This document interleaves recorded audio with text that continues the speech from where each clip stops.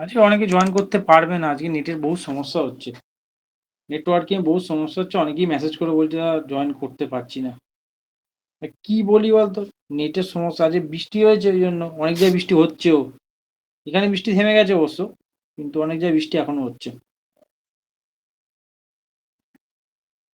আচ্ছা দেখ, single phase transformer, ওকে সবার মোটামুটি জানা আছে। ট্রান্সফরমার কোথায় আমাদের বেসিক্যালি লাগে? ট্রান্সফরমার দেখ, শুধু যে ট্রান্সমিশন লাইন, মানে তিনটে সেকশন হয়। একটা সেকশন হচ্ছে জেনারেশন, যেখানে পাওয়ার জেনারেট করি, যেটা পাওয়ার প্ল্যান্ট, সেখানে। আর একটা ট্রান্সমিশন লাইন, যেখান দিয়ে পাওয়ারটা আমরা ট্রান্সমিট করি টাওয়ারের মাধ্যমে। আর একটা হচ্ছে আমরা যেখানে বলে ডিস্ট্রিবিউশন, মানে সেখানে বেসিক্যালি পাওয়ারটা ইউটিলাইজেশন হয়। যে পাওয়ারটা আমরা জেনারেট করলাম, যে পাওয়ারটা আমি জেনারেট করলাম, যে পাওয়ারটা আমি পাঠাচ্ছি, সেই পাওয়ারটা ইউটিলাইজেশন করা হয়, অর্থাৎ ডিস্ট্রিবিউশন করা হয়, ভাগ করে সমস্ত সেক্টরে ভাগ করা, হসপিটাল হোক, কারখানা হোক, এইসব জায়গায় ভাগ করার পর সেটাকে আমরা ইউটিলাইজ করি। এটাই বেসিক্যালি হয়ে থাকে। তাই এবার হচ্ছে কোথায় কোথায় ট্রান্সফরমার ইউজ করা হতে পারে। এই যে ট্রান্সমিশন লাইন, এখানে পাওয়ার ট্রান্সফরমার বলে একটা ধরনের জিনিস ইউজ করা হয়। আর এই যে ডিস্ট্রিবিউশন লাইন বা যেখানে ইউটিলাইজেশন লেখা আছে, সেখানে ইউজ করা হচ্ছে ডিস্ট্রিবিউশন ট্রান্সফরমার। ঠিক আছে, এইসব জায়গায় ট্রান্সফরমার বেসিক্যালি আমরা ইউজ করে থাকি। তার কথা হচ্ছে এবার আমাদের যেটা এখানে বুঝতে হবে, একদম ফার্স্ট থেকে যদি পড়ি ট্রান্সফরমারে, তাহলে দেখব যে ট্রান্সফরমারের মেন গল্পটা কি। মেন গল্পটা হচ্ছে এখানে, এটা একটা স্ট্যাটিক ডিভাইস, মানে মেশিনের মধ্যে যদি বলা স্ট্যাটিক মেশিন, তাহলে ট্রান্সফরমারই একমাত্র মেশিন যা স্ট্যাটিক। আর অন্যান্য মেশিন, ডিসি মেশিন বলি বা এসি মেশিনে ইন্ডাকশন বলি, any kind of single phase induction motor বলি, কোনো মেশিনই কিন্তু স্ট্যাটিক নয়। মেশিন কোনো স্ট্যাটিক হয় না, মেশিন মানেই রোটেটিং, মোটর ঘুরছে বলি আমরা। তো ট্রান্সফরমার এমন একটা মেশিন যেটা কিন্তু স্ট্যাটিক, দাঁড়িয়ে থাকে। এছাড়া লেখা আছে ফ্রিকোয়েন্সি এখানে কনস্ট্যান্ট থাকে। হ্যাঁ, শুধু কি ফ্রিকোয়েন্সি কনস্ট্যান্ট থাকে তা না, অনেক কিছু জিনিসই কনস্ট্যান্ট থাকে। বেসিক্যালি ওরা বলছে যে প্রাইমারিতে আমরা ভোল্টেজ অ্যাপ্লাই করি, আর সেকেন্ডারিতে আমরা ভোল্টেজ পাই। এর মধ্যে নানান ধরনের অপারেশন হয়, সেটা আমরা আস্তে আস্তে সামারাইজড ওয়েতে দেখবো। আমরা তো এখানে সেমিস্টার পড়তে বসিনি যে ধরে ধরে আমি বলবো তো ধরে ধরে বুঝবি। জাস্ট সামারাইজেশন, মানে ট্রান্সফর্ম করে কি বুঝে গেলেই হয়ে গেল। তাই প্রাইমারিতে ভোল্টেজ দিই, প্রাইমারি মানে এই সাইডটাকে প্রাইমারি বলে, এই সাইডটাকে সেকেন্ডারি বলে। প্রাইমারিতে ভোল্টেজ দিই, সেকেন্ডারিতে আমরা পাই, সবাই জানি, ইনপুট আউটপুট বলে। এবার বলছে একদিকে সাইডে লেখা আছে V1, একদিকে সাইডে লেখা আছে V2। V1 যদি V2-র চেয়ে বড় হয়, V1 যদি V2-র চেয়ে বড় হয়, তখন তাকে কি বলে? Step down transformer. আর যদি V1 V2-র চেয়ে ছোট হয়, তাহলে হবে স্টেপ আপ ট্রান্সফর্মার। মানে পাতি বাংলা, এখানকার ভোল্টেজ যদি বেশি হয়, আউটপুটের ভোল্টেজ যদি প্রাইমারি ভোল্টেজের থেকে বেশি হয়, আউটপুট ভোল্টেজ যদি প্রাইমারি ভোল্টেজের থেকে বেশি হয়, তখন তাকে স্টেপ আপ বলে। আউটপুট ভোল্টেজ যদি প্রাইমারিতে কম হয়, তাকে স্টেপ ডাউন বলে। ঠিক আছে, তো স্টেপ আপ স্টেপ ডাউন কিসের বেসিসে বলছি আমরা? ভোল্টেজের বেসিসে, যে ভোল্টেজটা কম, ভোল্টেজটা বেশি। হ্যাঁ, যেখানে আমার ভোল্টেজ বেশি দরকার সেখানে স্টেপ আপ ইউজ করব, সেখানে ভোল্টেজ কম দরকার স্টেপ ডাউন ইউজ করব। ঠিক আছে, এটা তো বেসিক কনসেপ্ট। তাহলে একটা ট্রান্সফরমার, এই যে পাওয়ার ট্রান্সফরমার, পাওয়ার যে ট্রান্সমিট হচ্ছে, হ্যাঁ, সেখানে ফ্রিকোয়েন্সি নাকি চেঞ্জ হয় না। ফ্রিকোয়েন্সি নাকি প্রাথমিকে, মানে ইনপুটে যে থাকে, আউটপুটে সেটাই থাকে। তাহলে ফ্রিকোয়েন্সি ছাড়া আর কি চেঞ্জ হয় না বলতে পারবি কেউ? যে ফ্রিকোয়েন্সি কনস্ট্যান্ট থাকে আমরা বুঝলাম, আর কি কি কনস্ট্যান্ট থাকে ট্রান্সফরমারে? পাওয়ার। পাওয়ার, আর কিছু? পাওয়ার ছাড়া? Sir power factor. না, পাওয়ার ফ্যাক্টর কনস্ট্যান্ট থাকে না। পাওয়ার ফ্যাক্টর চেঞ্জ হয়ে যায়। পাওয়ার ফ্যাক্টর বেসিক্যালি লোডের উপর ডিপেন্ড করে। ঠিক আছে, তা পাওয়ার ফ্যাক্টর প্রশ্ন আসছেই না। পাওয়ার, পাওয়ার তো ভাই কনস্ট্যান্ট থাকে, এটা তো গ্যারেন্টিড। আর একটা জিনিসও কনস্ট্যান্ট থাকে, এগুলো অপশানে থাকে, এমসিকিউ অপশানে তুই পাবি। ঠিক আছে, যে no load current. No load current আমি বলছি কি প্রাইমারিতে আর সেকেন্ডারিতে যে কোয়ান্টিটি গুলো আছে তার মধ্যে কারা কারা কনস্ট্যান্ট থাকে, যে প্রাইমারিতেও বর্তমান সেকেন্ডারিতেও বর্তমান অথচ কনস্ট্যান্ট।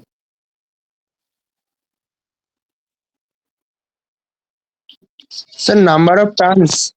না, নাম্বার অফ টার্নস বললে হবে না, কারণ প্রাইমারি আর সেকেন্ডারি নাম্বার অফ টার্নস অবশ্যই আলাদা হয়। 1:1 ট্রান্সফরমারে সেটা এক হয়, সেটা আলাদা ব্যাপার। তাহলে আমার বল যে প্রাইমারিতেও কনস্ট্যান্ট সেকেন্ডারিতেও কনস্ট্যান্ট, এই অপশন গুলো তুই কিন্তু পারবি না। পাওয়ার কনস্ট্যান্ট ঠিক আছে, ইম্পিডেন্স মানে পার ইউনিট ইম্পিডেন্সের কথা বলছো? আমি নর্মাল কথা বলছি, ফ্লাক্সের কথা বলছি। এই ছোট ছোট জিনিসগুলো ভুল হয় খুব।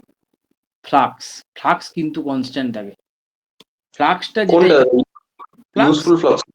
হ্যাঁ ইউজফুল ফ্লাক্স, যেটা কোরের মধ্যেই ঘুরেফেরা করে, যেটা কোরের মধ্যেই ঘোরাফেরা করছে, সে কিন্তু কনস্ট্যান্ট থাকে, সে কোনোদিনই চেঞ্জ হয় না। ইউজফুল ফ্লাক্স কিন্তু কনস্ট্যান্ট করা হয়, যেটাকে ফাই এম দিয়ে রিপ্রেজেন্ট করে, দেখবি। ঠিক আছে, আমি লিকেজ ফ্লাক্সের কথা বলছি না। তাই ফ্লাক্স, এক কথা ফ্লাক্স কনস্ট্যান্ট থাকে, ফ্রিকোয়েন্সি কনস্ট্যান্ট থাকে, পাওয়ার কনস্ট্যান্ট থাকে।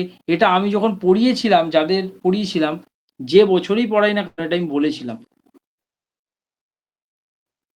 তাহলে দেখ কোথায় কোথায় ইউজ করা হয়, প্রচুর জায়গায় ইউজ করা হয়, সেটা আমার বলার দরকার নেই। হ্যাঁ, যে কারেন্ট ভোল্টেজকে বাড়ানো কমানোর জন্য ইউজ করা হয়, কারেন্ট ভোল্টেজ বাড়াবো বা কমাবো, ইম্পিডেন্স ম্যাচিং বলে একটা জিনিস হয়, সেখানে ইউজ করা হয়, সেটা ইলেকট্রনিক্স, পুরো ইলেকট্রনিক্স ওরিয়েন্টেড, যে ইম্পিডেন্স ম্যাচিং।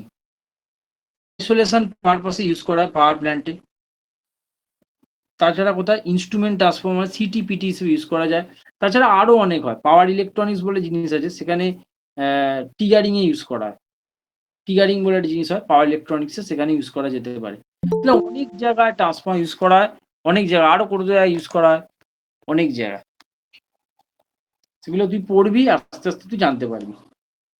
আচ্ছা, মেন প্রিন্সিপালটা কি ছোট্ট করে বলবি, এখানে তো আমার বিশাল কিছু জানতে হবে না। মেন প্রিন্সিপালটা হচ্ছে, এখানে আমরা ভোল্টেজটা অ্যাপ্লাই করব V1 এ। V1 ভোল্টেজের জন্য এখানে একটা কারেন্ট ফ্লো হবে, যে কারেন্টটা এই ওয়াইন্ডিং এর মধ্যে দিয়ে যাবে, ওই ওয়াইন্ডিং এর মধ্যে দিয়ে যাবে। ঠিক আছে, ওয়াইন্ডিং এর মধ্যে দিয়ে যাচ্ছে কারেন্ট গুলো, ওয়াইন্ডিং এর মধ্যে যাচ্ছে। তাহলে ওয়াইন্ডিং এর মধ্যে কারেন্টের জন্য একটা ফ্লাক্স তৈরি হবে। এটা কে বলেছে আমার একটু বলতো, যে এই ওয়াইন্ডিং এর মধ্যে দিয়ে যদি কারেন্টটা ফ্লো করে, তাহলে হঠাৎ করে ফ্লাক্সটা তৈরি হলো কেন, এটা আমায় কেউ বলাবে। সিম্পল কথা, আগে বল এই জিনিসটা কিসের, এই জিনিস এটা আমাকে বলতে হবে। এই যে জিনিসটা করা আছে, জিনিসটা কি বলে? ওটাকে কোর বলে। তা কোডটা কিসের তৈরি হয়? নর্মাল কোডটা কিসের? সিআরজি। সিআরজিও তৈরি করা হয়, লোহার তৈরি করা হয়। হ্যাঁ, মানে যখন তুই ট্রান্সফর্মার পড়তে বসেছিলি প্রথম, তখন আমরা কি বলেছিলাম, কি পড়েছিলি, যে কোডটা কিসের তৈরি করা হয়? ইলেকট্রোম্যাগনেটিক। হ্যাঁ, মানে একটা লোহা, ধর লোহা, ধর বেসিক্যালি লোহার তৈরি করা হয়। হ্যাঁ, তো লোহার মধ্যে তার জড়িয়ে কারেন্ট পাঠালে সেখান থেকে ফ্লাক্স বেরোয়, এটা হচ্ছে নিয়ম, সেটা ইলেকট্রোম্যাগনেটে বলা হয়েছে। তো সেই যে ফ্লাক্সটা এখান থেকে বেরোয়, সেটাই আমি ফাই এখানে ডট ডট ডট ডট করে দেখিয়েছি, যে এটা কিন্তু লোহার মধ্যে ঘুরছে, আমি লোহাই বলছি, আয়রন কোর বলে, সেই আয়রন কোরের মধ্যেই ফ্লাক্সটা কিন্তু ঘোরে। তাহলে এই যে ফ্লাক্সটা ঘুরছে, এই ফ্লাক্সটা কি ওরা বলছে কনস্ট্যান্ট। হ্যাঁ, এই ফ্লাক্সের অনেক ভ্যারিয়েশন হয়, লিকেজ ফ্লাক্স বলে অনেক কিছু গল্প হয়, কিন্তু আমি যদি একটা ফ্লাক্সের কথা ভাবি, ম্যাক্সিমাম ভ্যালু ভাবি, তাহলে একটা ফ্লাক্স এই কোরের মধ্যে চারিদিকে ঘোরে। এই ফ্লাক্সটা এই ওয়াইন্ডিংটাকে যদি কাট করে, ভালো করে বলছি শোন, এই ফ্লাক্সটা যদি এই ওয়াইন্ডিংকে কাট করে, তাহলে তৈরি হয় সেলফ ইনডিউসড ইএমএফ। আর যদি এই ওয়াইন্ডিংকে কাট করে, তাহলে তৈরি হয় মিউচুয়ালি ইনডিউসড ইএমএফ। ঠিক আছে, নিজের ফ্লাক্স নিজে কাট করে যদি ভোল্টেজ তৈরি হয়ে যায়, তাকে বলে সেলফ। নিজের ফ্লাক্স যদি অন্য কাউকে কাট করে ভোল্টেজ তৈরি হয়, তাকে বলা হয় মিউচুয়ালি ইনডিউসড ইএমএফ। তাহলে এখানে একটা ভোল্টেজ তৈরি হলো E1, এখানে একটা ভোল্টেজ তৈরি হলো E2, এবার আমি যদি জিজ্ঞেস করে কেন E1 E2 তৈরি হলো, কোন ল থেকে জানতে পারছি বলতে পারবি কেউ? কোন ল এরম বলেছে যে ফ্লাক্স কাট করলে ভোল্টেজ ইন্ডিউস হয়? Sir Faraday electromagnetic induction. Very good. Faraday's law of electromagnetic ইন্ডাকশনে বলছে যে ফ্লাক্স যদি কাট করে তাহলে ওখানে ভোল্টেজ ইন্ডিউস হবে। ফর্মুলাটা কি? E equal to N d phi by dt. যে rate of change of flux হলে আর ফ্লাক্স লিঙ্কেজ যদি ওর সাথে হয় তাহলে একটা ভোল্টেজ ইন্ডিউস হবে, যেটা আমরা E1 E2 দ্বারা রিপ্রেজেন্ট করছি। ওকে, এবার এই E2 কে যদি একটা লোডের সাথে কানেক্ট করা যায়, লোডেও আমরা একটা ভোল্টেজ পাবো, তাহলে এখান থেকে ওরা কনসেপ্টটা নিয়ে কি করলো, এখানে ধর বেশি টার্ন করে দিল, এই জায়গাটা ধর বেশি টার্ন করে দিল, আর এই জায়গাটা কম টার্ন করলো, কম টার্নস। ঠিক আছে, তাহলে এখানে বেশি টার্নস, এখানে কম টার্ন। তাহলে যদি বেশি টার্নস হয় তাহলে বেশি ভোল্টেজ হবে, আর যদি কম টার্নস হয় তাহলে কম ভোল্টেজ হবে। এই কথাটা শুধু বোঝ, জাস্ট এইটুকুনি বোঝ। যদি বেশি টার্নস হয় তাহলে বেশি ভোল্টেজ হবে, যদি কম টার্নস হয় কম ভোল্টেজ হবে। ওকে, তাহলে E1 এখন বেশি, E2 এখন কম। তাহলে এটা স্টেপ আপ না স্টেপ ডাউন বলতে পারবি? E1 বেশি, E2 কম। Step down. স্টেপ ডাউন হবে, কারণ এখানে ভোল্টেজ কমে যাচ্ছে, স্টেপ ডাউন হচ্ছে। আচ্ছা, এটাই লোডের সাথে কানেক্ট করে আমরা ভোল্টেজ পেয়ে থাকি। আর কিছু এখানে বোঝার নেই, আমরা এখানে ডিটেলসে পড়ছি না। এবার একটা কথা বলি, এই যে কোরটা আয়রন কোর পড়ি, এটা যখন তৈরি করা হয় তখন বলেছিল ফেরোম্যাগনেটিক মেটেরিয়ালে নিতে হবে। এসব সিআরজিও নয়, অ্যামোরফাস কোরেরও নয়, এসব অনেক পরে এসছে। এখনকার মডিফিকেশনে তৈরি হয়েছে সিআরজিও, অ্যামোরফাস কোর, এপক্সি রেজিন, হ্যাঁ এখনকার মডিফিকেশন। বাট প্রথম যখন হয়েছিল, হ্যাঁ ফেরোম্যাগনেটিক মেটেরিয়ালে তৈরি করতে হবে। কেন? কারণ ফেরোম্যাগনেটিক মেটেরিয়ালের মধ্যে দিয়ে ফ্লাক্সটা নাকি স্মুথলি যেতে পারে। অন্যগুলোর মধ্যে দিয়ে ফ্লাক্সটা যে যায় না, ঠিক ভালো করে যেতে পারে না, ওপর দিয়ে যায় একটু, তোর তলা দিয়ে একটু যায়, কিন্তু পুরোপুরি রাস্তাটা ইউটিলাইজ করতে পারে না ফ্লাক্স। অন্য লোহা নিলে, অন্য ম্যাগনেটিক মেটেরিয়াল নিলে, তাহলে এমন ম্যাগনেটিক মেটেরিয়াল নিতে হবে যার মধ্যে দিয়ে সমান আকারে, ফুললি ডিস্ট্রিবিউটেড আকারে ফ্লাক্সটা যেতে পারে। যে কোনো জায়গায় ফ্লাক্স কম, কোনো জায়গায় বেশি, যাতে ইউনিফর্ম যাতে হয়, নন ইউনিফর্ম যাতে না হয়, তাই জন্য ফেরোম্যাগনেটিক মেটেরিয়ালের ইউজ করা হতো কোর। তারপরে দেখা গেল লস পস হলো, সিলিকন স্টিল এসব এলো, পরের কথা। এবার এই যে ট্রান্সফরমারে E1 E2 দেখলাম, N1 N2টা কি? N1 N2টা হচ্ছে নাম্বার অফ টার্নস, প্রাইমারিতে কটা পাক সংখ্যা, সেকেন্ডারিতে কটা পাক সংখ্যা, বা সেকেন্ডারি টার্নস, প্রাইমারি টার্নস। এটার একটা রেশিও আছে যাকে বলে transformation ratio, E2 by E1, N2 by N1। যদি বলিস V2 বাই V1 ও হয়, আবার এইটা কিন্তু I1 বাই I2 হয়, I1 বাই I2। কারেন্টটা কিন্তু উল্টো, একে বলে ট্রান্সফরমেশন রেশিও। ঠিক আছে, একে বলে ট্রান্সফরমেশন রেশিও। পরীক্ষায় খুব ইম্পর্টেন্ট, এই অঙ্ক আসবেই, ধরে রাখবো আমরা। আচ্ছা, যদি পরীক্ষা এই কোশ্চেনটা না হলে বলে ট্রান্স রেশিও, তাহলে কি বলতে পারবি সেটা কি একই জিনিস? ট্রান্স রেশিও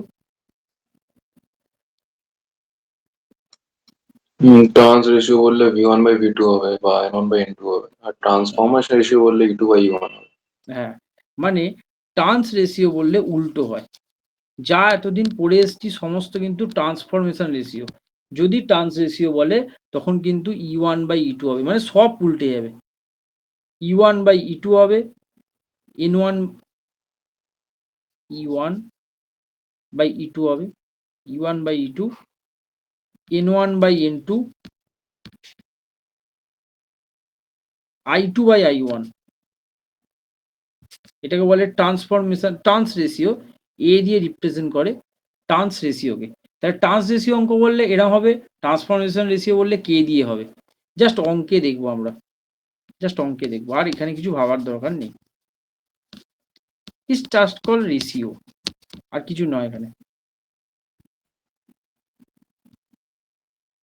আচ্ছা, এটা হচ্ছে ট্রান্সফরমারের ফর্মুলা। যে কতটা পরিমাণ ভোল্টেজ আমার তৈরি হবে, কতটা ভোল্টেজ তৈরি হচ্ছে একটা ট্রান্সফরমারে, এই ফর্মুলাটা মনে রাখতে হবে। এটা E1 দিয়ে যেমন আছে E2 দিয়েও হয়, same to same. E2 equal to কি হবে, চেঞ্জ কি হবে, 4.44 আছে, হ্যাঁ 4.44ই থাকবে। N1 আছে, হ্যাঁ N1টা চেঞ্জ হয়ে N2 হবে। ফাইটা বা এফটা একই থাকবে, ফাইটা ফাই এমই থাকবে, এফটা এপই থাকবে, N2টা শুধু চেঞ্জ হয়ে গেল E2'র জন্য। বেসিক্যালি কি ফর্মুলা, N1টা হচ্ছে number of turns in primary, এফটা হচ্ছে ফ্রিকোয়েন্সি, এফটা হচ্ছে ফ্রিকোয়েন্সি, এফটা হচ্ছে ফ্রিকোয়েন্সি, আর ফাইটা হচ্ছে ফ্লাক্স। ফ্রিকোয়েন্সি আর ফ্লাক্স যেহেতু কনস্ট্যান্ট, তাই E1 বার করি E2 বার করি দুটো কিন্তু কনস্ট্যান্ট থাকবে, কিন্তু N1 বা N2টা কিন্তু কনস্ট্যান্ট নয়, তাই কিন্তু দেখ ফর্মুলায় চেঞ্জ হয়েছে। N1 হয়েছে ওপরে, তলায় N2 হয়েছে, বা এখানে E1 হয়েছে, এখানে E2 হয়েছে। 4.44টাও কনস্ট্যান্ট। তাহলে আমাদের মাথায় রাখতে হবে কে কনস্ট্যান্ট আর কে ভ্যারিয়েবল। এখানে আমরা বুঝতে পারছি এফ আর ফাইটা কনস্ট্যান্ট, N1 N2টা ভ্যারিয়েবল। তাহলে অঙ্কের সময় আমরা দেখে নেব যে এই ফর্মুলাটা কি, যে কতটা পরিমাণ ট্রান্সফরমারে ভোল্টেজ ইন্ডিউস হয় বা তৈরি হয় তার ফর্মুলা। কতটা পরিমাণ ট্রান্সফরমারে ভোল্টেজ ইন্ডিউস হয় তার ফর্মুলা হচ্ছে এটা, মনে থাকে যেন। এনটা কি পাইটা কি সব বলে দিয়েছি।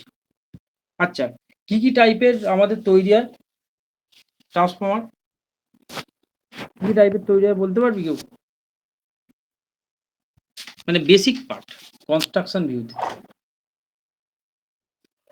Code type, shell shell type type, আর কোর টাইপ। হ্যাঁ সেল টাইপ আর কোড টাইপ। আচ্ছা দেখ, ট্রান্সফরমারে যে কোর নিয়ে আমরা পড়ি, এই কোডটাকে নাকি এইরকম ই শেপের, এল শেপের, আই শেপের তৈরি করা হয়, এবং কাটা কাটা কাটা কাটা কাটা কাটা কাটা থাকে। মানে দেখ এরকম, এই যে সেপারেশন দুটো, মানে একটাই লোহা না নিয়ে অনেকগুলো লোহাকে সেপারেশন, ল্যামিনেশনের মাধ্যমে রাখা হয়, তারপরে বোল্ডিং করা হয়। কেন?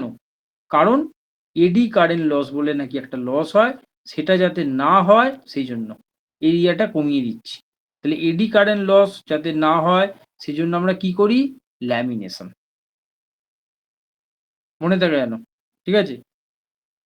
তাহলে এডি কারেন্ট লসের জন্য আমরা কি করলাম, ল্যামিনেশন। এছাড়াও একটা লস হয়, তাকে বলা হয় হিস্টেরিসিস লস। হিস্টেরিসিস লস কমানোর জন্য কি হয়, পুরো লোহার যে জিনিসটা সেটাকে সিলিকন স্টিলে তৈরি করা হয়, মনে থাকে যেন। দুটো লস হয় ট্রান্সফরমারে, মেন দুটো লস হয়, আরো লস হয়, মেন দুটো লস হয়, একটা এডি কারেন্ট লস, একটা হিস্টেরিসিস লস। তাহলে এডি কারেন্ট লসের জন্য ল্যামিনেশন করি, আর সিলিকন স্টিল ইউজ করি কিসের জন্য বললাম, হিস্টেরিসিস লস বলে নাকি একটা লস হয় সেটা রোকার জন্য। এইটুকুনি জাস্ট মনে রাখ। আরে কোড টাইপ আর সেল টাইপ হয়, এটা তোরা পড়বি, হ্যাঁ। কোড টাইপ, সেল টাইপ, এখানে যেমন এরম ধরনের একটা ট্রান্সফরমার আছে, এটা এরম ধরনের আছে। আচ্ছা, কোড টাইপে একটাই ফ্লাক্স ঘুরে বেড়ায়, যেটা যেটা সব পিকচারই আমরা দেখে থাকি। সেল টাইপে কিন্তু ফ্লাক্সটা দুটো ভাগে ভাগ হয়ে যায়, একটা ভাগ এদিকে যায়, একটা ভাগ এদিকে যায়। তাই ফ্লাক্সের একটা ডিস্ট্রিবিউশন হয়, ফ্লাক্সের একটা স্প্লিটিং হয়, ঠিক আছে। তাছাড়া একটু যদি পড়তে চাস ভালো করে কোড টাইপ সম্বন্ধে, এইখানে একটা পয়েন্ট লেখা আছে, পড়বি যে লো ভোল্টেজটা কোরের কাছে থাকে, ঠিক আছে। আর এখানে বলছে সেন্ট্রাল লিম্বে এলবি সাইড আর হাই ভোল্টেজ সাইডটা আউটসাইডে থাকে, বাইরে থাকে। মানে ভেতরে লো ভোল্টেজ থাকে, বাইরে আউট এতে, মানে একটা ওয়াইন্ডিং এর ওপরে একটা ওয়াইন্ডিং জড়ানো আছে। লো ভোল্টেজটা বলছে ভেতরে থাকে, হাই ভোল্টেজটা বাইরে থাকে, মানে হাই ভোল্টেজ দিয়ে আমরা বার করছি। হ্যাঁ, লো ভোল্টেজে সাপ্লাই দিচ্ছি বা দিচ্ছি, কিন্তু কোরের গায়ে থাকে লো ভোল্টেজ, এটাই বলতে চেয়েছি, আর কিছু নয়। কোরের গায়ে থাকে লো ভোল্টেজ, আর বাইরে থাকে হচ্ছে হাই ভোল্টেজ, আউটসাইডে। এটা দিয়ে অনেক কোশ্চেন আসতে পারে, যখন আসবে তখন আমরা দেখব। তাহলে এটা বুঝলাম, এটা তো সবাই জানি আমরা, এটা জানি না এরম নয়, এটা আমরা সবাই জানি। আচ্ছা, আইডিয়াল ট্রান্সফরমারে এই গুণগুলো থাকা দরকার। এফিসিয়েন্সি যেন 100% হয়, লস যেন না হয়, কোর লস, কপার লস, এসব লস যেন না হয়, ট্রান্সফরমেশন রেশিওর মান যেন 1 হয়, লিকেজ ফ্লাক্স বা লিকেজ ইন্ডাকটেন্স যেন না থাকে, রেজিস্টেন্স রেজিস্টেন্স যেন ওই যে ওয়াইন্ডিং এর রেজিস্টেন্স এই যেন না থাকে, পারমিয়াবিলিটি যেন প্রচুর বেশি থাকে। পারমিয়াবিলিটি মানে কি, কেউ বলো তো আমায়, পারমিয়াবিলিটি মানে কি? কেউ জানলে বলো, পারমিয়াবিলিটি মানে কি? The ability to magnetize the material. The ability to magnetize the material. আচ্ছা, মানে আমি বাংলা কথা আমি বলতে পারি এটা, যে পারমিয়াবিলিটি মানে হচ্ছে এটাই, যে একটা লোহার মধ্যে দিয়ে কত বেশি পরিমাণে ফ্লাক্স যাবে। তা লোহার তো ভাগ হয় নানান, লোহারও তো নানান ভাগ হয়। তাহলে তো একটা ফ্লাক্স এরকম করে ঢুকলো, এরকম করে চলে গেল, আবার একটা ফ্লাক্স ঢুকলো, এরকম করে চলে গেল। যদি সেই লোহাটা ফেরোম্যাগনেটিক মেটেরিয়াল হয়, তাহলে ওর মধ্যে ফ্লাক্সটা কিন্তু সমানভাবে যাবে। এটা কি পারে পারমিয়াবিলিটি, মানে পারমিয়াবিলিটি বলতে এখানে বোঝাচ্ছে যে কোনো লোহার মধ্যে দিয়ে স্মুথলি যাতে ফ্লাক্সটা যেতে পারে, আর কিছু নয়। যেমন গুড কন্ডাক্টর বলে না, গুড কন্ডাক্টর মানে কি, যেন সেই তারটা দিয়ে স্মুথলি কারেন্ট যেতে পারে, কারেন্ট ক্যারিং ক্যাপাসিটিটা যেন বেশি থাকে। তার মানে এখানে সোজা কথায় flux carrying capacity, flux carrying capacity যে মেটেরিয়ালে বেশি তার পারমিয়াবিলিটি বেশি। তো কাঁচের তো পারমিয়াবিলিটি আর হবে না, কাঁচ দিয়ে কি ফ্লাক্স যাবে, প্লাস্টিক দিয়ে তো, প্লাস্টিক কাঠ এসব দিয়ে আমি কত ভাববো, কিন্তু হ্যাঁ ওর মধ্যে দিয়ে গেলেও কম যাবে পারমিয়াবিলিটি। মানে একটা কাঁচের পারমিয়াবিলিটি, একটা লোহার পারমিয়াবিলিটি, জলের পারমিয়াবিলিটি, এগুলি চেক করা হয় লোহার দেখতেও বেশি। আবার লোহার মধ্যে ফেরোম্যাগনেটিকের বেশি, কেন ফেরোম্যাগনেটিকের মধ্যে ভালো করে নেবো, ভালোভাবে ইউনিফর্মলি যেন কি ফ্লাক্স যেতে পারে। তাহলে ফেরোম্যাগনেটিক মেটেরিয়াল লোহা পারমিয়াবিলিটি বেশি হয়। এরা বলছে তো ইনফিনিটি, ইনফিনিটি মানে বেশি নয়, প্রচুর প্রচুর প্রচুর প্রচুর। যে একটা ভালো ট্রান্সফরমার আইডিয়াল কেসে এইগুলো থাকা উচিত, এই গুণগুলো। সে আদর্শ স্টুডেন্ট বা আদর্শ ছেলের মতো ব্যাপার, যে একটা আদর্শ ছেলে এরম হওয়া উচিত, সব সময় পড়বে, খেলাধুলা করবে না, পড়তেই থাকবে, এরম ব্যাপার স্যাপার আইডিয়াল ট্রান্সফরমার। বুঝলাম। ট্রান্সফরমার ডিসিতে চলে না কেন, বলতে পারবি কেউ ছোট্ট করে এক লাইনে? ট্রান্সফরমার ডিসিতে চলে না কেন? Sir DC Plug. ফ্রিকোয়েন্সি হয় ডিসির ফ্রিকোয়েন্সি নেই না আছে? নেই। তা ডিসির ফ্রিকোয়েন্সি নেই তো ট্রান্সফরমারের সম্পর্কটা কি? Change in flux 0. Change in flux zero, change in flux zero. আচ্ছা চেঞ্জ ইন ফ্লাক্স জিরো কেন, আমার জাস্ট এইটুকুনি বল, চেঞ্জ ইন ফ্লাক্স জিরো কেন? কারণ ডিসিতে সিঙ্গেল ডাইরেকশনে কারেন্ট ফ্লো, আর সিঙ্গেল ডাইরেকশনে কারেন্ট ফ্লো হলে ওটা কোনো চেঞ্জ ইন কারেন্ট হবে না, চেঞ্জ ইন কারেন্ট কোনো চেঞ্জ ইন ফ্লাক্স প্রডিউস করতে পারবে না। Very good.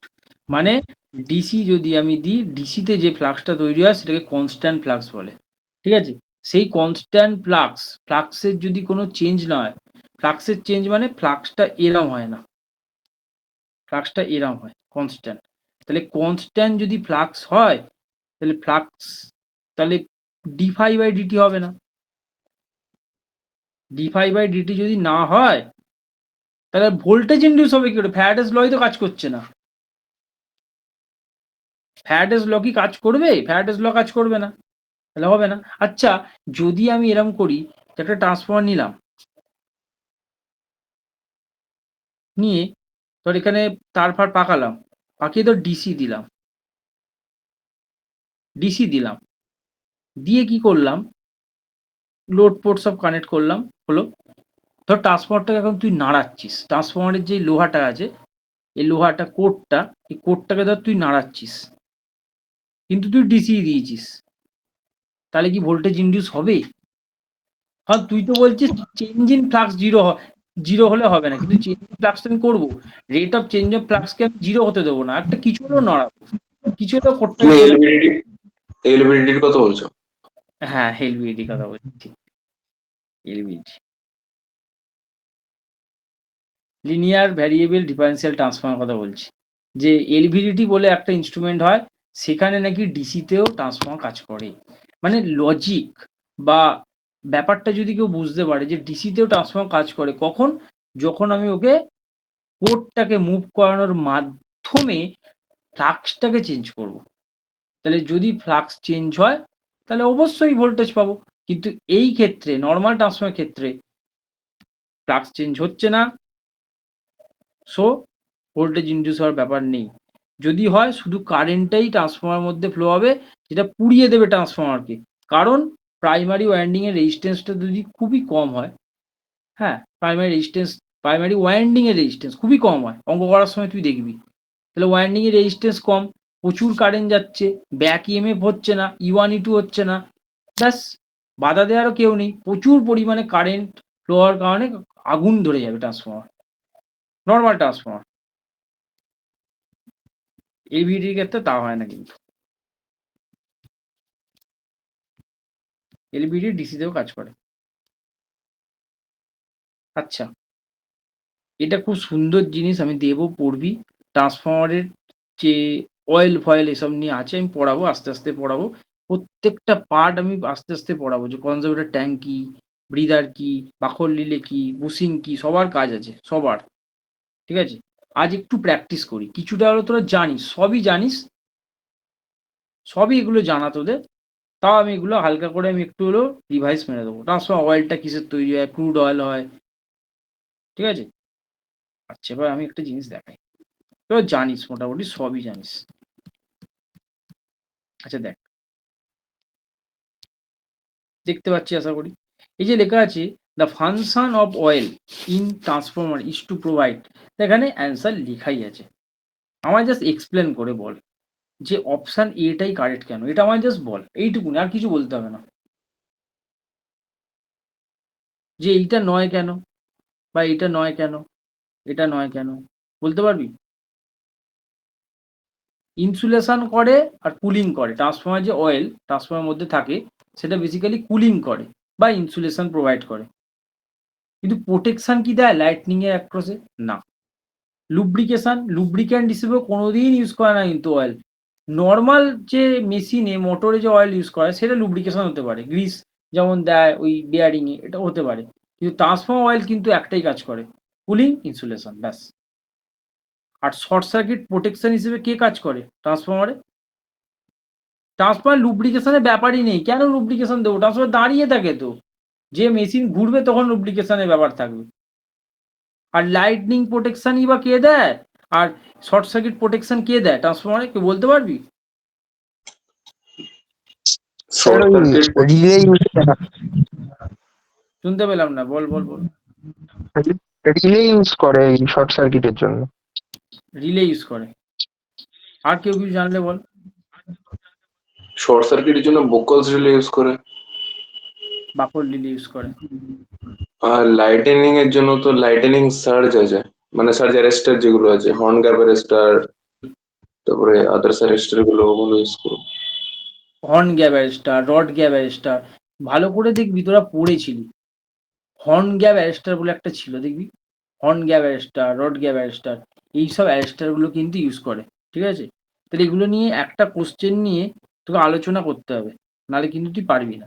আচ্ছা, তারপরে কোশ্চেন কি, পাওয়ার ট্রান্সফরমারের এফিসিয়েন্সি কত? একদম 95%, যত 90-এর বেশির দিকেই যাওয়া যায় সেটা যাবি, অপশানগুলো যদি 85, 90, 95 এরকম থাকে, 95 সবচেয়ে বেশিই হবে পাওয়ার ট্রান্সফরমার এফিসিয়েন্সি। হ্যাঁ, এবার যদি বলিস যে ওই অ্যামোরফাস কোরের কত হবে, 98% বলা চলে, মানে অ্যামোরফাস কোর, সিআরজিও, এগুলো চারও বেশি। তাহলে এইরকম টাইপের কোশ্চেনে চেষ্টা করবি এফিসিয়েন্সিটাকে বাড়িয়ে দেওয়ার, আর ডিস্ট্রিবিউশনে অনেক কম হয়।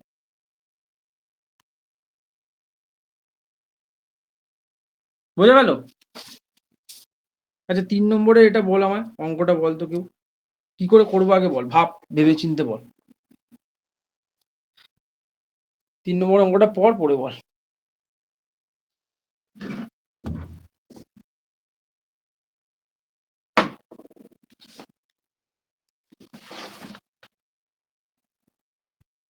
তুই জানলে চেষ্টা কর।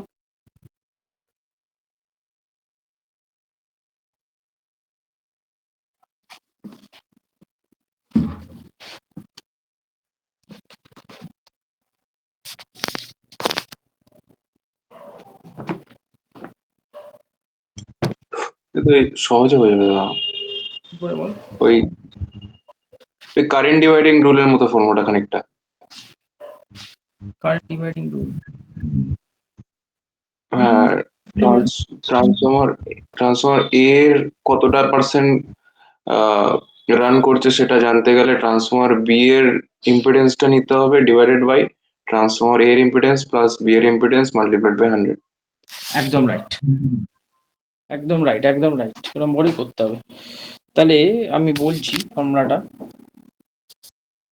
ঠিকই বললি যে এটা হচ্ছে one kind of parallel operation না? হ্যাঁ হ্যাঁ, ঠিক।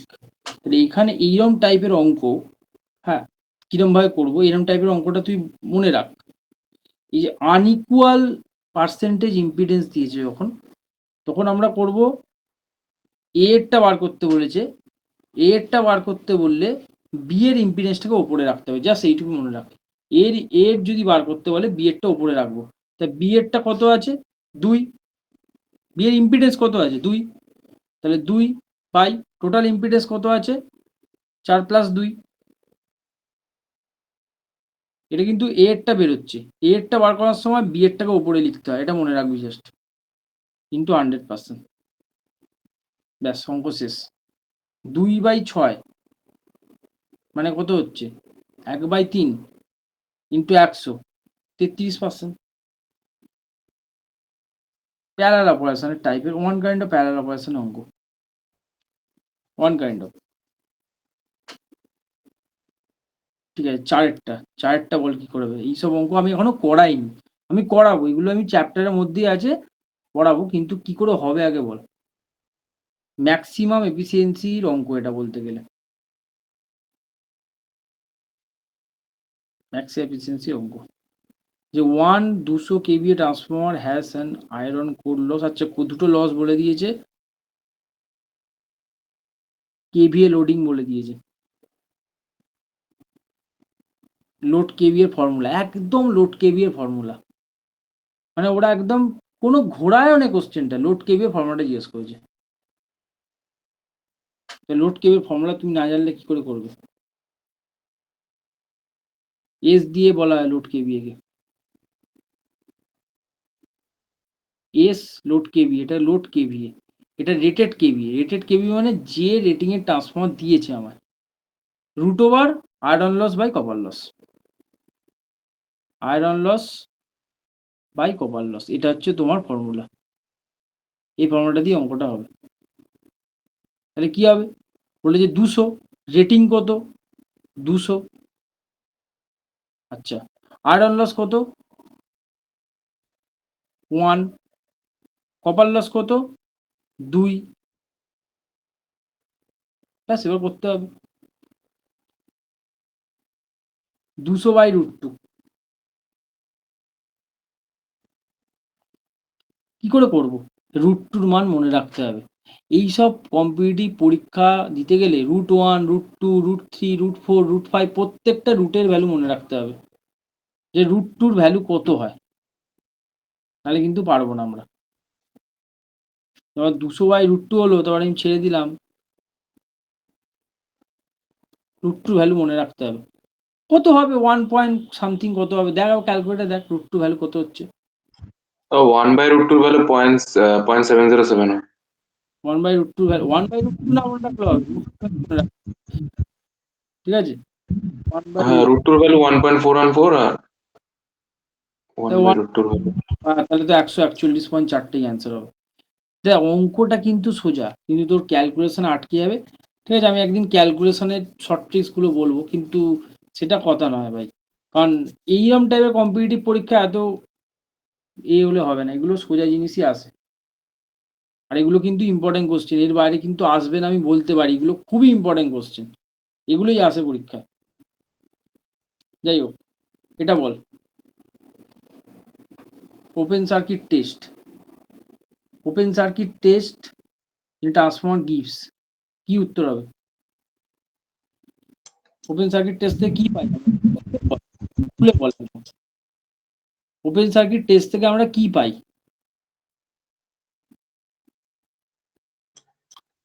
কপার লস তো থাকবে না, কারণ কারেন্ট জিরো থাকবে। আর ট্রান্সফর্মার তো একটা স্ট্যাটিক ডিভাইস, তো ফ্রিকশনাল লসও হবে না। আর টোটাল লস বলতে ওই আয়রন লসটাই পাই, টোটাল বলতে আয়রন লস। আয়রন লসের যেটা অপর নাম, আয়রন লসের অপর নাম কি? Alternative name? Core loss, core loss. Core loss. তাহলে কোর লস, আয়রন লস এগুলো আমরা পেয়ে থাকি ওপেন সার্কিট টেস্টের মাধ্যমে। আচ্ছা, ওপেন সার্কিট টেস্টের ফর্মুলাটা কি হয়? জাস্ট এইটুকুনি আমায় বল, ফর্মুলাটা কি হয়? যখন অঙ্ক করতে নামবো ফার্স্ট একটা ফর্মুলা আমায় চাইবে, মনে কর, সবাই মনে কর, V1 I0 cos phi 0, first এই ফর্মুলাটা কিন্তু লাগবে। সেখান থেকে আমরা কি বার করব? cos phi 0। আফটার দ্যাট কি বার করব? IW, I মিউ, তারপরে কি বার করব?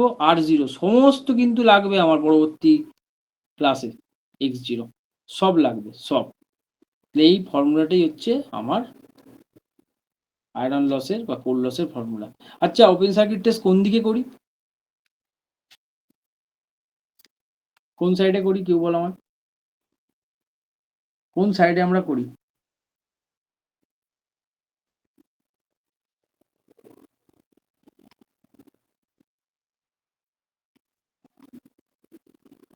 পাচ্ছিস নাকি? এলবি সাইডে করি, স্যার লো ভোল্টেজ সাইডে। এলবি সাইডে করি, ওপেন সার্কিটের এলবি সাইডে করি। আচ্ছা, যদি এই কোশ্চেনটা বলতো যে open circuit test give result, আমি তো তিনটে অপশান দিচ্ছি, শোন ভালো করে বলছি, শোন। অপশান এ এখানটা দিল ধর হিস্টেরিসিস লস, অপশান বি দিল ধর এডি কারেন্ট লস, ঠিক আছে, অপশান সি দিল ধর ফ্রিকশন লস, আর অপশান ডি ধর দিল both A and B. Option D হবে। অপশান ডি হবে। কেন? কারণ হিস্টেরিসিস লস আর এডি কারেন্ট লসকে একত্রিতভাবে কি বলে? আয়রন লস বা কোর লস। ওকে, মনে থাকে যেন, সবসময় বলছি এগুলো কিন্তু মনে থাকে যেন। আচ্ছা, এডি কারেন্ট লসের ফর্মুলায় ফ্রিকোয়েন্সি স্কোয়ার হয় কি? দেখবি তো, হ্যাঁ হ্যাঁ, ফ্রিকোয়েন্সি স্কোয়ার আর হিস্ট্রিসিসে ফ্রিকোয়েন্সি হয়, ফ্রিকোয়েন্সি টু দি পাওয়ার 1.6 মানে 1.6। ওরকম কিছু একটা হবে, আই থিঙ্ক, ও 0.6 বা এরকম 1.6 এরকম কিছু একটা হবে। হ্যাঁ, এটা মনে রাখতে হবে কিন্তু, এটা কিন্তু মনে রাখতে হবে, অঙ্কে লাগবেই লাগবে। আমি এখনই বলে দিলাম, হিস্ট্রি এগুলো পড়াইনি, আমি পড়াবো, এগুলো আমি প্র্যাকটিস করতে করতে যা মাথায় কোশ্চেন আসছে আমি বলে যাচ্ছি। আচ্ছা, পরের কোশ্চেন বল, এটা কি হবে? তো উত্তর লেখাই আছে যে efficiency of ordinary transformer, efficiency কখন ম্যাক্সিমাম হবে? যখন copper loss equal to iron loss হবে। এখান থেকে অঙ্ক আসবে বেসিক্যালি, খুব ইম্পর্টেন্ট কোশ্চেন, অঙ্ক আমরা দেখব, প্রচুর অঙ্ক আছে, প্রচুর।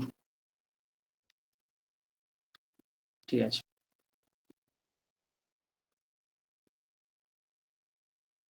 এটা কতটা করলাম? 6-টা 7-টা, ও একই কোশ্চেন আছে, ওটা একই কোশ্চেন 10 বার ধরে দিয়েছে। দেখ, 8-এর কোশ্চেনটা যে transform frequency only, voltage only, current only, না বোথ? দেখ, ট্রান্সফর্মার কিন্তু ভোল্টেজ কারেন্ট দুটোকেই স্টেপ আপ স্টেপ ডাউন করে, বারবার বলছি, কারণ আমার ফর্মুলায় কিন্তু দেখ লেখা ছিল V2/V1 I1/I2, এই দুটোকেই কিন্তু ও ট্রান্সফর্ম করতে পারে, মানে দুটোকেই ও বাড়াতে কমাতে পারে, এটা কিন্তু মাথার মধ্যে রাখ, ঠিক আছে? নালে কিন্তু অঙ্কটা হবে না।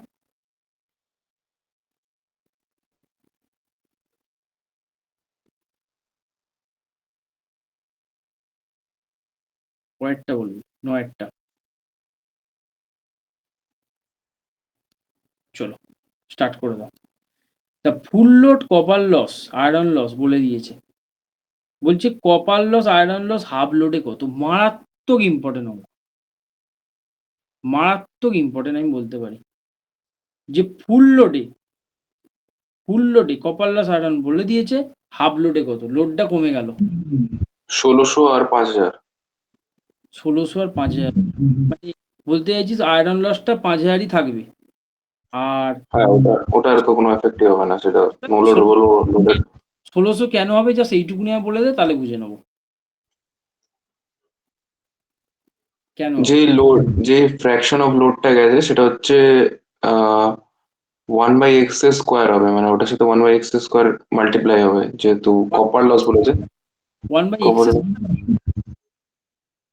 না, এক্স স্কোয়ার, মানে এক্সটা দাদা, এক্সটা এখানে 1/2 হবে।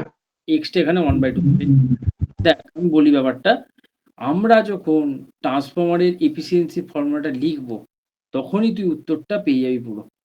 তখন আমরা কি লিখি, কেভিএ কস ফাই, ঠিকই তো, বাই কেভিএ কস ফাই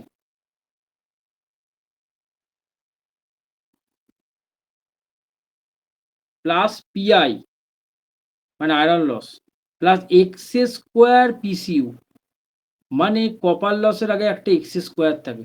তুই যদি আরো ভালো করে দেখিস এখানেও এক্স আছে, এখানেও এক্স আছে, সব জায়গায় এক্স থাকে। এক্সটা কি, ফ্র্যাকশন অফ লোড, মানে লোডের যদি ভ্যারিয়েশন হয় তাহলে লসেরও ভ্যারিয়েশন হয়, কিন্তু আয়রন লস কিন্তু কোনো ভ্যারিয়েশন হয় না, আয়রন লস কিন্তু কনস্ট্যান্ট। ও তো হিস্ট্রিসিস লস, এডি কারেন্ট লসের ওপর, ও তো কনস্ট্রাকশনের ওপর ডিপেন্ড করে বেসিক্যালি, কিন্তু কপার লসটা লোডের ওপর ডিপেন্ড করে, ঠিক আছে? কারণ কপার লসের formula I square into R, তাহলে কত কারেন্ট যাচ্ছে তার উপর copper loss iron loss, copper লসটা পুরো বাড়ে কমে। তাহলে যেহেতু বলেছে লোডটা হাফ লোড, তাই লোডটা হাফ বলে এক্স ইকুয়াল টু কত হবে, 1/2। ওকে, আর যেহেতু কপার লসের ক্ষেত্রে আমি দেখালাম ফর্মুলাটা হয় এক্স স্কোয়ার পিসিউ, অর্থাৎ 1/4 হবে, 1/2 1/4 হবে, ইন্টু হবে 6400, কাটাকুটি করলে অ্যান্সার হচ্ছে 1600, 400 এবং 64, 1600, তাই 1600 ওয়াট হচ্ছে। তাহলে অ্যান্সার হবে আয়রন লস, কপার লস 1600, আর আয়রন লস চেঞ্জ হয় না, 5000ই থাকবে। খুব ইম্পর্টেন্ট, যারা জানিস না খাতায় টুকে নিস।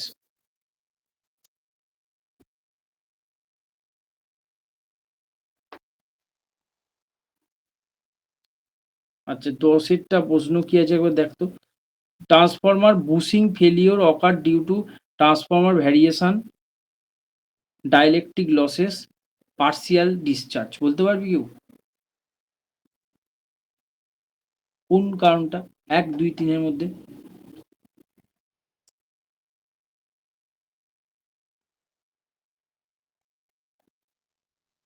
বুশিং ফেলিওর, এটা কনস্ট্রাকশনের প্রশ্ন, মুখস্থ বিদ্যা, কনস্ট্রাকশনের প্রশ্ন মুখস্থ করতে হয়।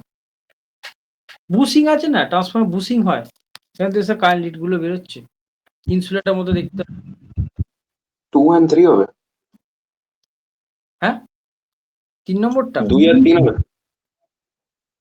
3 নম্বরটা হবে ডাইলেকট্রিক লস, হাই প্রেসার কারণে খুব ম্যাগনেটিক ভাইব্রেশন যদি হয় তাহলেও বুশিং মাঝে মাঝে ভেঙে যায়, ফেলিওর হয়ে যায়, বুশিং ফেলিওর হতে পারে, ঠিক আছে? 3টেই হতে পারে, তাও একবার দেখবি নেটে, আমার তো মনে হচ্ছে 3টেই হবে, ভাইব্রেশনও হয়। এগুলো কনস্ট্রাকশন কোশ্চেন, ভালো কোশ্চেন।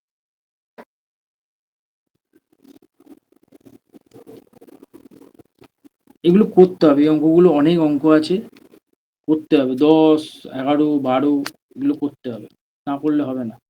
আচ্ছা 11টা কি আছে দেখ, 11 অঙ্কটা হচ্ছে একটা ডেল্টা ডেল্টা কানেক্টেড ট্রান্সফরমার যদি ওপেন ডেল্টা, এটাকে ওপেন ডেল্টা বলে, এটাই কি বলে ওপেন ডেল্টা, ওপেন ডেল্টা হয়ে যায়, তাহলে ratio of open delta by delta delta কত হয়? এটা তো সবাই জানে 57.7। কেন কেন কেউ বলতে পারবে 57.7 হয়? এরকম কি কোনোদিন কোনো প্রমাণ করেছিস যে 57.57 হয়? ওপেন ডেল্টা বাই ডেল্টা ডেল্টার পাওয়ারের ফর্মুলা, এটা একটা ফর্মুলা, এটা একটা ডেরিভেশন, যে ও পুরো ডেল্টা ডেল্টা ট্রান্সফর্মার ছিল, হট করে একটা ডেল্টা মানে একটা ট্রান্সফর্মার ওয়াইন্ডিং ছিঁড়ে গেছে, কেটে গেছে, কিছু হয়েছে, তাহলে ওপেন ডেল্টা যে কানেকশন মানে দুটো ট্রান্সফর্মার যে কানেকশনের পাওয়ার, যদি পুরো ফুল ডেল্টা মানে তিনটে ট্রান্সফর্মারের যে পাওয়ার তার রেশিও হয়, তাহলে 57.7 হয়। এর একটা প্রমাণ আছে, তোরা পড়েছিলি সেমিস্টারে যখন পড়েছিলি, মনে কর 57.7 পরীক্ষা আসতো, আমি বলতাম প্রতিবার আসবে এই প্রশ্ন গ্যারেন্টি। এটা তো আমাদের এখানে প্রমাণ করতে বসিনি, আর করবোও না, এখন মুখস্থ মারবো। তো সেরকম প্রশ্ন কিন্তু আসে, কারণ অনেকে 75% দিয়ে চলে আসে। ঠিক আছে, মনে থাকে যেন। আচ্ছা এইটা বলবি তোরা, এটা অপশনটা আমি দেখাচ্ছি না। Transformer rated KV instead of kilowatt, কেন বল? ট্রান্সফর্মারে কেন কেভিএ তে রেটিং করা কিলোওয়াটে হয় না, এইটুকুনি আমায় বল এক কথা। কেউ জানলে উত্তর দিতে পারবি, অপশন ছাড়াই উত্তর দিতে পারবি। স্যার আমরা যদি পাওয়ার ফ্যাক্টর জানি তাহলে সেটাকে কেভিএ বলা হয়। হ্যাঁ, কিন্তু ট্রান্সফর্মার কেভিএ তেই কেন বলা হয়, ট্রান্সফর্মার তো কিলোওয়াট বলে না, কিন্তু অথচ প্রতিটা মোটর কিলোওয়াটে রেটিং হয়, এত কিলোওয়াট ইন্ডাকশন মোটর, এত kilowatt DC motor, transformer KVA দেওয়া হয় কেন?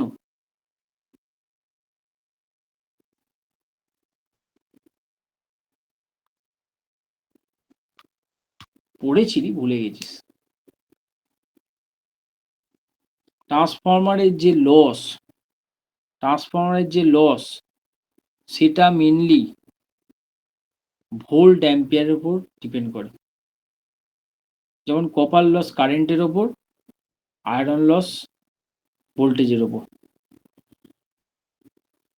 ঠিক আছে, এটা যেন মনে থাকে যে কপার লস কারেন্টের উপর ডিপেন্ড করে, আয়রন লস ভোল্টেজের উপর ডিপেন্ড করে, সেই কারণে ট্রান্সফরমার রেটিং হয় কেভিএ তে। অপশান তো আছে ভাই, অপশান দেখলে তো বলেই দিতে, রাইট মারা আছে, কিন্তু না দেখে বলতে হবে। আর একটাও দেখাচ্ছি, 12টা 13টা কোথায় গেল, কোথায় গেল, এই এইটা বলো, ট্রান্সফরমারে কখন ভোল্টেজ রেগুলেশন নেগেটিভ হয়? হেভি ইম্পর্টেন্ট প্রশ্ন, সবাই অঙ্ক করেছিলাম। Leading power factor. একদম মনে রাখতে হবে বস, যে ট্রান্সফরমারে ভোল্টেজ রেগুলেশন অঙ্ক করতে করতে নেগেটিভে চলে আসতো, বলতাম লিডিং পাওয়ার ফ্যাক্টর ক্ষেত্রে, মানে কি লোডে, কি লোড ওটা, লিডিং মানে capacitive. Capacitive load, very good. তা ক্যাপাসিটিভ লোডের ক্ষেত্রে নাকি ভোল্টেজ রেগুলেশন নেগেটিভ হয়। ওকে, মনে থাকে যেন। ঠিক দেখ 14 কোশ্চেনটা তাই, the regulation of transformer is negative when the load is capacitive. তাহলে এই টাইপের কোশ্চেন কিন্তু ইম্পর্টেন্ট খুব, ঠিক আছে, খুব ইম্পর্টেন্ট। আচ্ছা 16 প্রশ্নটা কোথায় গেল, 16টা দেখি তো। এটা দেখ সবাই জানে যে ট্রান্সফরমার কি করে, আমরা সবাই মোটামুটি জানি, step up step down the AC voltage and current, আমি তো আগেও বলছি। হ্যাঁ, আচ্ছা পরের প্রশ্নটা 16 17 17 17 এখানে আছে, 18টা এখানে বল। আচ্ছা ট্রান্সফরমারের কোর ল্যামিনেশন করা হয় কেন বল? ট্রান্সফরমার কোর ল্যামিনেশন করা হয় কি লস কমানোর জন্য বল? Eddy current. Eddy current loss, ঠিক আছে, খুব ইম্পর্টেন্ট প্রশ্ন কিন্তু, খুব ইম্পর্টেন্ট কোশ্চেন, ঠিক আছে, খুব important question, eddy current loss. আচ্ছা যাই হোক,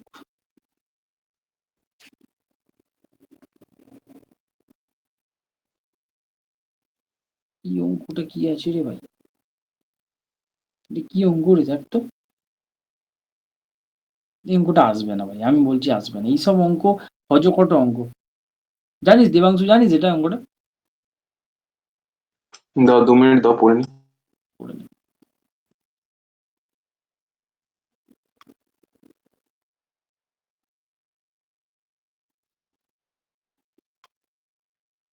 স্যার এটা অল ডে এফিসিয়েন্সি আছে। ও, cool transformer as a load of এত throughout the day except if 4 ঘন্টা কাজ করছে না। What is the permissible overload for the duration for 4 hours? Assume permissible load KVA fraction of KVA 1.24. না, এটা আবার পারমিসিবল কি সব বলছে দেখ, পারমিসিবল ওভারলোড, এগুলো আসে না অতটা, এইরকম প্রশ্ন পড়ে গেছে, ঠিক আছে। না ওটা ফার্স্ট টাইম লিখছি এরকম প্রশ্ন।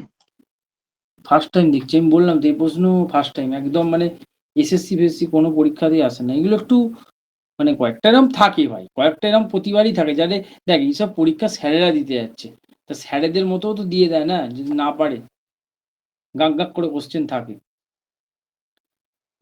এই পারমিসিবল ওভারলোড এই জিনিসটাই খতরনাক জিনিস, পারমিসিবল ওভারলোড, ঠিক আছে। তা পারমিসিবল ওভারলোড আমি নেটে দেখছিলাম অপশান, মানে যেটা আমাদের আছে ফর্মুলা, রেটিং ইন্টু, রেটিং যেটা দেবে ইন্টু ওই যে ফ্যাক্টরটা বলেছে না, ফ্র্যাকশন ফ্যাক্টরটা 1.24, ওইটা দিয়ে হবে, মানে 1.24 ইন্টু রেটিং, 1.24 ইন্টু রেটিং। এই যে লোড কেভিটা দিয়েছে ওটা তাহলে কোনো কাজ নেই। ওটা কোনো কাজ নেই, লোড কেবিএ কোনো কাজ নেই, 4 ঘন্টা 5 ঘন্টা কিচ্ছু কাজ নেই, ইচ্ছা করে এই প্রশ্নগুলো দেয় যদি কেউ না পারে। তা টুকে রাখিস তো খাতা, এরম টাইপের অঙ্ক এটা আলাদা টাইপের দেখলাম, নেটেই দেখেছি, নেটে এরম ফর্মুলা ছিল।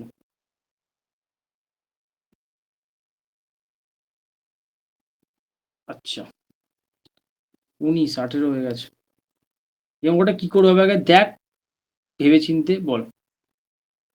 যে ট্রান্সফর্ম আছে কোর লস, এটা 40 হার্জ যে কোর লস, এটা 30 হার্জ যে এইটা, তাহলে এডি কারেন্ট আর 50 হার্জ যে কত, বুঝিস সালা করবো রে।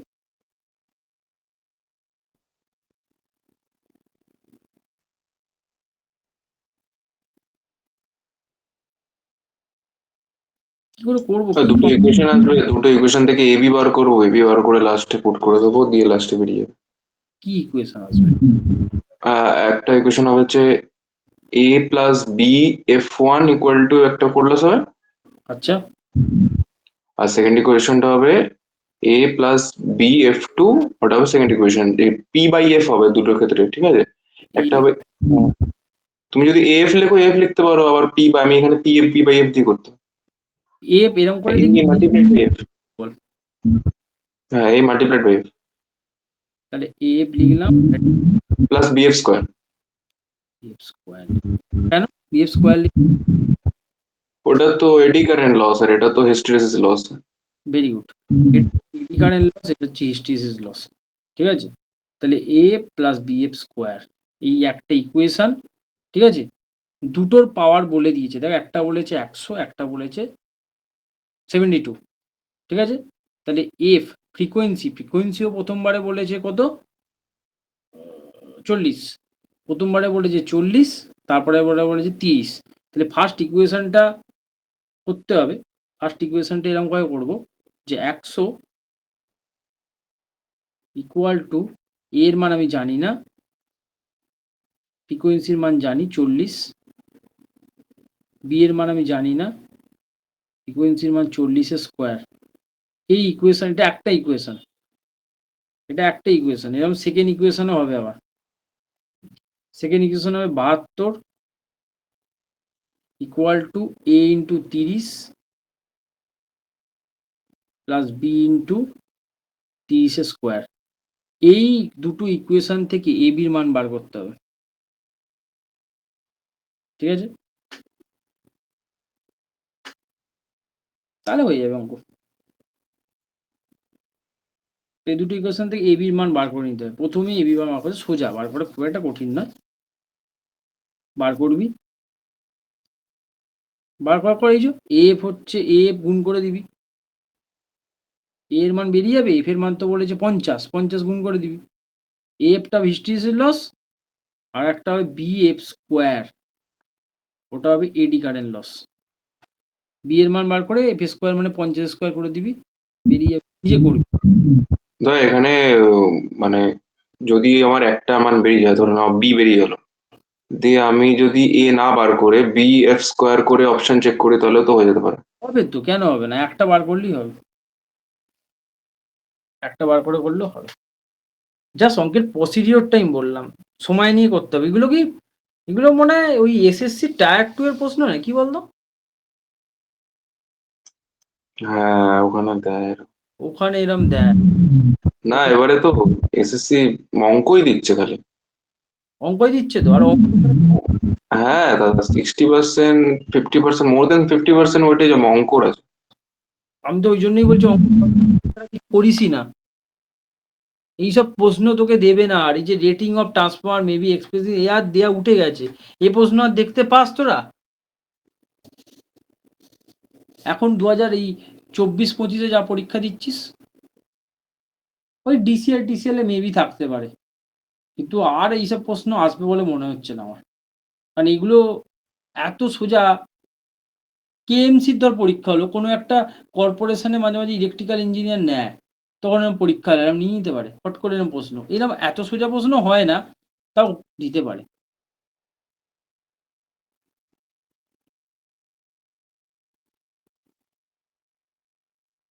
ঠিক আছে, থিওরিও করতে হবে, এও করতে হবে, তার কোনো মানে নেই আমাদের। আচ্ছা, একটা অঙ্ক দেখি, এখানে দেখলাম 28-এরটা, 28, 28, 26, 27, 28। আচ্ছা, এই অঙ্কটা বলতো কি ফর্মুলা দিয়ে হবে? অঙ্কটা দেখে বল।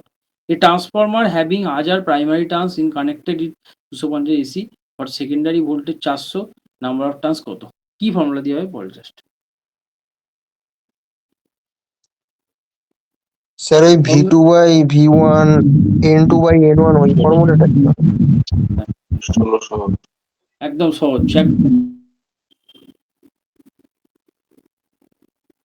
একদম সোজা। 29-এ লেখা আছে, তাও দেখ, দেখ একবার 29 কোশ্চেনটা দেখ।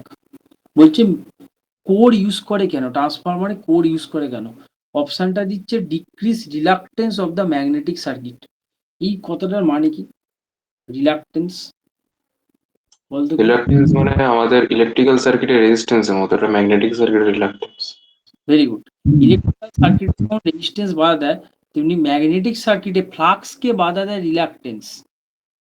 ঠিক আছে, মানে রিলাক্টেন্স যাতে কম হয় সেই জন্য নাকি আমরা কোর ইউজ করি, নাহলে তো আমরা প্লাস্টিক ইউজ করতে পারতাম। ভালো প্রশ্ন।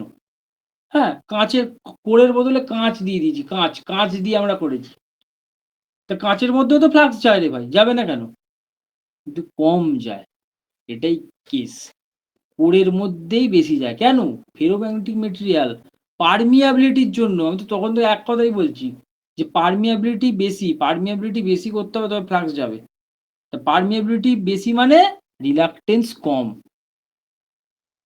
যেমন ইলেকট্রিক্যাল সার্কিটে হয় না কন্ডাক্টিভিটি, তেমনি এদের এখানে পারমিয়াবিলিটি। এই জিনিসগুলোকে বোঝার চেষ্টা করে, দারুণ কনসেপচুয়াল জিনিস। যার একটা অঙ্ক দেখছিলাম কোথায়, এখানে এই দেখ, এই প্রশ্ন আবার এসছে যে একটা ট্রান্সফরমারের কপার লস বলেছে এটা, তাহলে হাফ লোডে কত হবে? আচ্ছা, এই প্রশ্ন কি তোরা রিসেন্ট কোনো পরীক্ষায় দেখেছিস?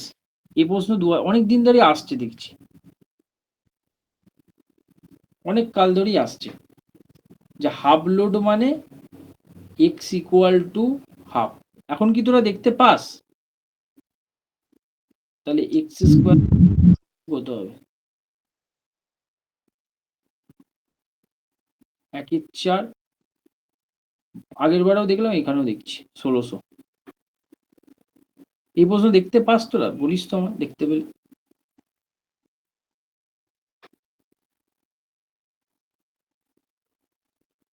আগে কিন্তু খুব আসতো ভাই এই প্রশ্ন।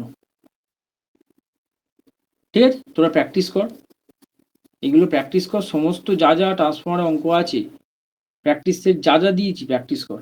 আমি বেসিক যতটা পারলাম তোরা দেখালাম। হ্যাঁ, এবার এগুলো সব ডেমো ক্লাসের মতোই চলছে। হ্যাঁ, পুরো ফর্মে যখন ক্লাস হবে তখন আমি এটাই বলবো যে পুরো থিওরিটা কমপ্লিট করব। বেসিক যে থিওরি আমি ডিটেলসে অত পড়াবো না, কারণ এইখানে ডিটেলসে পড়ানোর কোনো ব্যাপার নেই, এখানে প্র্যাকটিস। যত বেশি প্র্যাকটিস করব, একটা খাতা নেব, সমস্ত জিনিসগুলোকে লিখবো যেগুলো আমি দিচ্ছি। আমি সব দেবো না, আমি তাহলে হাজারখানা এমসিকিউ দিতে পারতাম, অত দিচ্ছি না। যতটুকু দিচ্ছি সেইটুকুনি চেষ্টা করবি খাতায় নোট করার। যেগুলো তুই জানিস টুকতে হবে না, ছেড়ে দে। যেগুলো তুই জানিস না ছোট্ট করে লিখে রাখ। যে যে আজকে যেমন পিসিইউ এর গল্পটা শিখলি, ওটা লিখে রাখলি। পারমিসিবল লোড নতুন শিখলি, লিখে রাখলি, তাহলে কিন্তু মোটামুটি একটা জায়গায় গিয়ে দাঁড়াবি। আর নাহলে যতই প্র্যাকটিস করিস বা যতই পড়িস না কেন, খাতায় না লিখলে কিন্তু, আর মক টেস্ট না দিলে কিন্তু হবে না। মক টেস্ট প্রচুর দিতে হবে। মক টেস্ট আমি নেবো, কিন্তু না পড়িয়ে কি করে নেবো না। ঠিক আছে, তাহলে আজকে ক্লাস শেষ। Good bye.